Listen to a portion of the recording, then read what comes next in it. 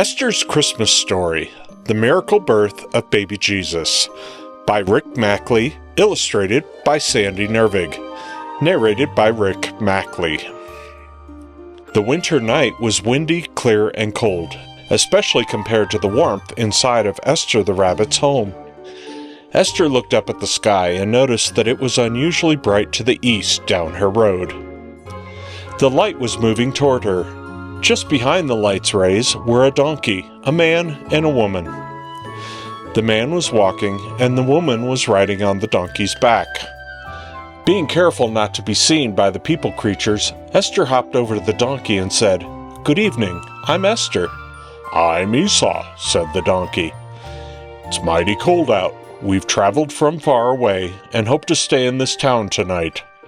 As Esther and Esau were talking, the man walked up to the door of the building next to Esther's home. The innkeeper came to the door, and Jasmine the parrot flew over to listen to them. She then flew back to her best friend Esther and translated for her what the people creatures had said. The old innkeeper told the man that the inn was full, that there were no rooms in the whole town because everyone was being counted. Esau asked Esther if they could stay at her house. "We're all tired and need the rest. This woman on my back is very special and is about to have her baby. She needs to get somewhere warm soon." Esther thought about it. Letting other animals stay in her home was one thing, people creatures were another. Esther asked, "Jasmine, could you please find out who the woman is?" After a short time, Jasmine came back and told Esther, "The woman said that her name is Mary, and that the man is her husband Joseph. She also said that God is the baby's father." Esau explained, "The star's light has been showing us the direction all the way." "Say hello, E-Star." "What?" asked Esther. "No, E-Star, not Esther," said Esau. "Hello, Esther, this is E-Star." "Good evening," answered Esther. Esau continued, "E-Star is so bright that we could see it even during the day. It's guided us the whole way here. The man thought we should stop on the people creatures inn. My bet was on your house." For the first time Esther saw E-Star, she felt an unusual warmth inside, a feeling she had never had before. Esther couldn't turn down strangers in need. She asked Jasmine to tell Mary that of course she could stay at her house. As the two men continued to talk, Esau started walking toward Esther's home. He pushed the door open with his nose and noticed it was crowded. When the animals saw the visitors, they were scared. Esther assured them that it was all right. The cow said to the goat, "Move over and make room for our guests." Esau stopped at the space that was now left open. The woman got off his back and laid down in the straw. Jasmine asked her if she was comfortable. The woman smiled and nodded. E-Star's light became even brighter as a warm winter breeze blew through Esther's home. Just then, Mary gave birth to her miraculous baby.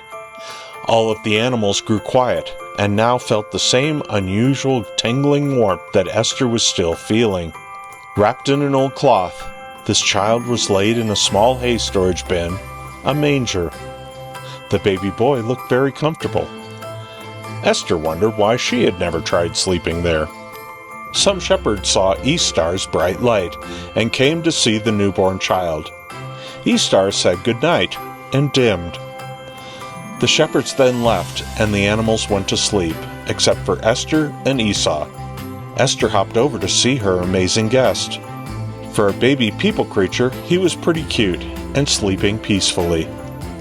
He had the face of an angel. Esther looked over at Esau, who was dozing off.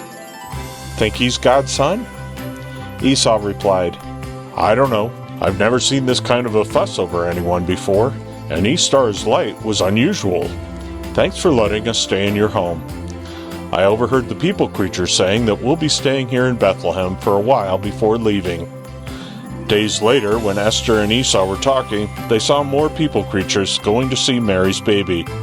"Who are they?" Esther asked Esau. He just shrugged. Jasmine flew over to find out. Upon her return, Jasmine said, "The people creatures are Magi, or wise men. They heard about the boy who they say is the Christ child. the Savior of the world.